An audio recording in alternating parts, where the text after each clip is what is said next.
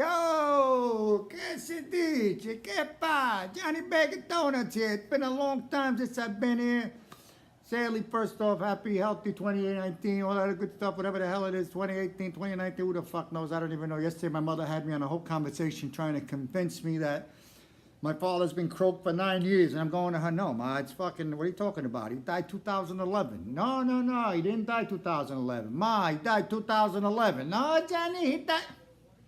Anyway, so sadly, if you guys, if you remember before, a lot of my posts were with, my special little lady, my beautiful little Kooks. You know, Kookla has passed. She passed in my arms, so she's no longer part of the show, only in spirit. As a matter of fact, I'm going to put her right there in the corner so we can still see her right there. That little smile. There you go, for good. Thanks, Daddy. So anyway, listen.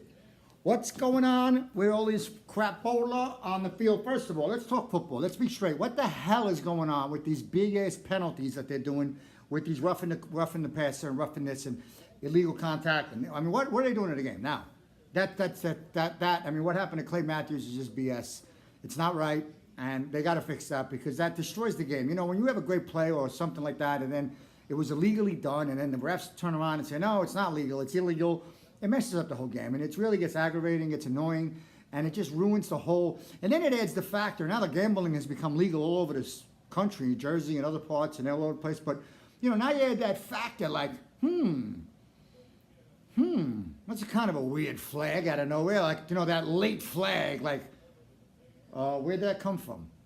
But, you know, and these refs, they ain't getting paid, you know, what the players are getting paid, what the coaches are getting paid. So who knows if somebody maybe, I don't know. I mean, it happened before, and, you know, history repeats itself. So I'm not saying that that's it, but they got to stop babying this game. Now, I'm blessed. I have an incredible 21-year-old daughter who's right there, my little St. John's University college student. Now, would I let my daughter, matter of fact, she was at that thing in the city yesterday, that whole freaking thing with the thing went down and everybody ran around like lunatics and something fell and everybody panicked. So she ain't down with a lot of that stuff, you know, being in public and being in New York, you know, it's a little different. But anyway, getting back to what we were talking about.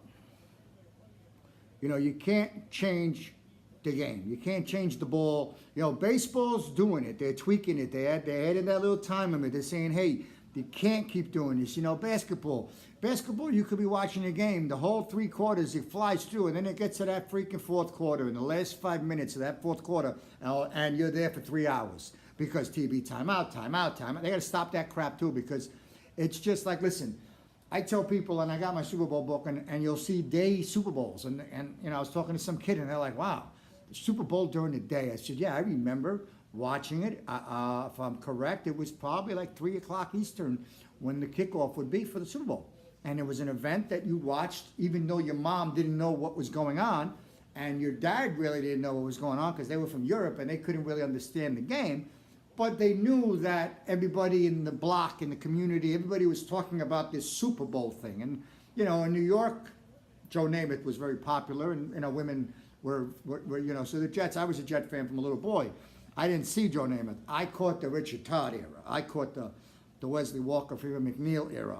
You know, Lance Mel and Darryl Ray and Scott Durkin and all those Jets that had a run. Johnny Lamb Jones, you know, the speedster. We had it all. You know, the Matt Robinson era. The Gastineau, the Sack Exchange. I've been through it all. I've seen it all the way up, leading all the way to Vinny and Parcells, when they had that run in '97, and I never forget, halftime of the AFC Championship game against Denver, somebody freaking screams out, the Jets are going to the Super Bowl, and I was like, oh God, that was the kiss of death. And he's like, what are you talking about? The Jets are winning. Yeah, hold that thought. Jets ended up, I don't even think they scored a point again that game. By the way, if you guys noticed, I was 242 pounds. I am right now 185 pounds.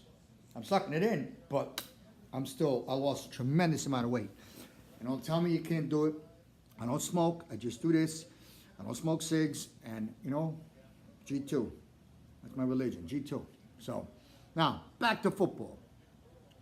I don't like Todd fucking Bowles. He's got to go. The guy's a nitwit. You know, when his players came out and they said that we weren't ready for Baker Mayfield. That, no, we didn't make adjustments at halftime. That one of them said, I didn't even know Baker Mayfield was on the field. And you hear that and you say, what? What did he just say? Did he just say that he didn't realize that the coaching staff, the defensive coordinator, the linebacker coach, the defensive line coach, the secondary coach, all of them motherfucking coaches, nobody said anything and said, hey, guys, Tyrod Taylor's not on the field. We knocked him out. You guys did great. You fucking crushed him. You sent him to the fucking concussion protocol. We got Baker on the field. So we're going to plan B on defense. No, that didn't happen, it said. So that's how Baker Mayfield came on and zip, zap, zip, zoom, zip, zag, zing. Next thing you know, now, listen, we were up by 14. The Jets had that game. I don't know what caused Sam Darnold, and, but it was pressure. It was Thursday Night Football, All of America, the high of the Detroit game where the Jets looked like, oh my God, this is the team. All the Jet fans were going into their closets, getting Jet shirts out. And all that euphoria has crumbled because Jacksonville just took it to them today. But anybody who thought in their right mind that the Jets were going to stop Jacksonville, smoke some more of the good stuff, because Jacksonville annihilated New England. And if you think that they were going to annihilate New England, guess who's next? Gangrene, the Jets. They annihilated the Jets. That wasn't even a fucking football game. So now, basically, the season's over for the Jets, and anybody who thinks anything different is out of his mind. The season is over. It is really all about the future draft pick. And really, I'm not one for Todd Bowles. I think he's got to go. And the GM, I'm not 100% sold on him just yet. So I don't know what's going to happen with that. And, that's what's football is. It's crazy. That's why my future son-in-law, Mr. Logan, I'm so proud of him because he's going for that shit, for that dream. And you got to go to college. You got to get the masters. But it's wild. It's like, if they fire Todd Bowles, how do they not fire the GM? They came in kind of together.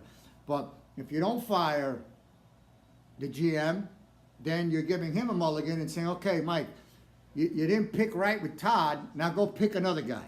Now let's just say, I'm just using a name, Joe Smith. He goes and picks Joe Smith. Joe Smith shows up next year. Joe Smith's a fucking disaster. Who's next to go? Well, I guess we got to cut the GM too. And then how does that leave Joe Smith? Because then the next year the GM comes, he wants to put his guy in his spot. He don't want to take this guy's old head coach. Just like some old head coach doesn't feel comfortable with somebody else's GM. And it's just funny because the Jets, no matter any way you cut it, slice it, dice it, they're going to get it fucking wrong. It's just, I don't know if I'll ever see a Super Bowl in my lifetime. I'm 51. I don't know. When you have players that on WFAN came out and said that we didn't even know Baker Mayfield was on the field.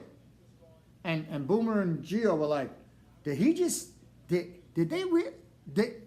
are you telling me that nobody on the defensive side of the ball on the New York Jets, the quarterback coach, the linebacker coach, the secondary coach, the assistant secondary coach, the fucking water boy, nobody said to somebody, hey, Baker's on the field. X-nays, X-nay. And what? When the ball was, because Tyrod Taylor, as soon as he called hike, he was running for his freaking life. The Jets were dominating them. They looked like, holy shit, look at his fucking defense. They were coming out of them everywhere. Baker comes on the field. The Jets sit back in that famous jet coverage, T2, Tampa 2, whatever the freak you want to call it. And next thing you know, right there, zing, zing, zing, down the field. Jets come up, right over his top, boom, gone. And there goes that lead. We saw it. I saw it sitting right here on the freaking TV. How do they not see it over there? And then we have them in the middle, the New York lovely Metropolitans. Fucking Mets. Noah Syndergaard, Jacob deGrom, two pitchers that could just, deGrom is an ace. And the fact that the Mets didn't trade him was probably smart. Now, this winter meeting, deGrom will probably be, everybody and their mother will be trying to get him. And honestly, if you're the Mets, I'm sorry to say this, but I guess you gotta go for it again for next year.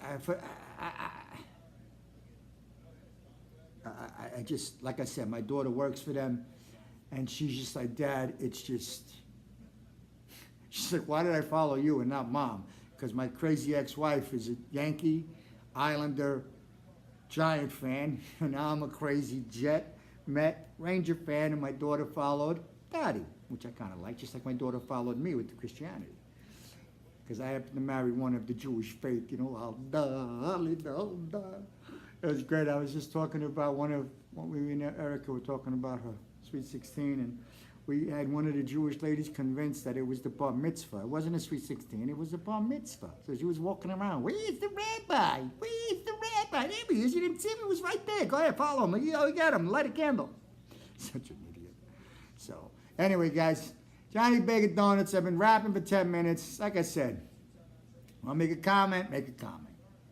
Something to add it. That's it. Listen, season's in full form. The Jets are out already, which we kind of knew that was. I mean, it is fucking October. I mean, come on. So, and at least there's the Browns. At least the Giants ain't doing anything special either. So, you know, I want to say that. I don't know. Misery loves company, I guess. So, Johnny Bacon Donuts signing off, guys. Peace out.